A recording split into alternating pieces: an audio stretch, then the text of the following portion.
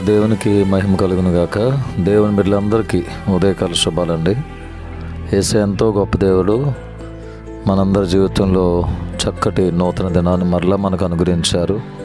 Christmas సంతోషాన్ని, ఆనందాన్ని, సమాధానం మనం పొందుకోవడానికి ఆయన చూపిన కృపను బట్టి మనం నిజంగా దేవునికి వేల కొలది వందనాలు చెల్లింపబద్రమై ఉన్నాం. దేవుని బిడ్డలారా, మీరందరూ సంతోషంగా క్రిస్మస్ ఫెస్టివల్స్ ఘనంగా జరిగించుకున్నారని నమ్ముతున్నాం, ప్రార్థిస్తున్నాం. మిమ్మల్ని అందరిని బట్టి ప్రభులో ఆనందిస్తూ విశ్వసిస్తూ ఉన్నాం.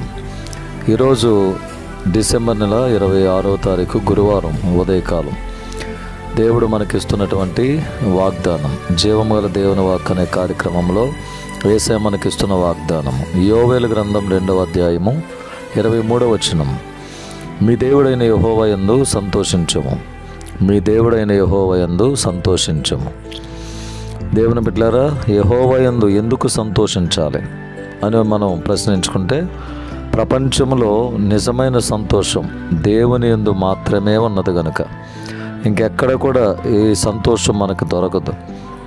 కాబట్టి ప్రపంచంలో నిజమైన సంతోషము దేవుని యందు మాత్రమే దొరుకుతుంది. కాబట్టి మన దేవుడిని యెహోవా యందు మాత్రమే మనం సంతోషించాలి. మనుషులు నిన్ను బాధ పెట్టేవారుగా ఉండొచ్చు, కానీ దేవుని యందు సంతోషిస్తే ఆ సంతోషం ఎప్పుడు అలానే ఉంటుంది.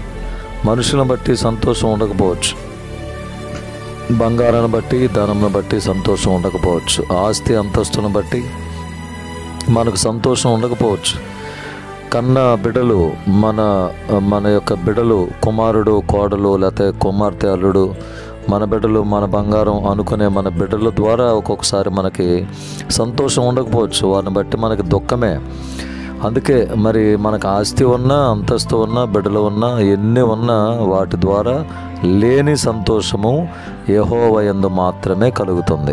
ఎందుకంటే ఆయన భూమి ఆకాశములను సృజించిన దేవుడు కనుక. దేవుని బిడ్డలారా, యెహోవా యందు సంతోషించే బిడ్డలుగా మీరు ఉండండి. ఈ వాగ్దానం మీ జీవితంలో దేవుడు స్థిరపరచాలని కోరుతున్నాను.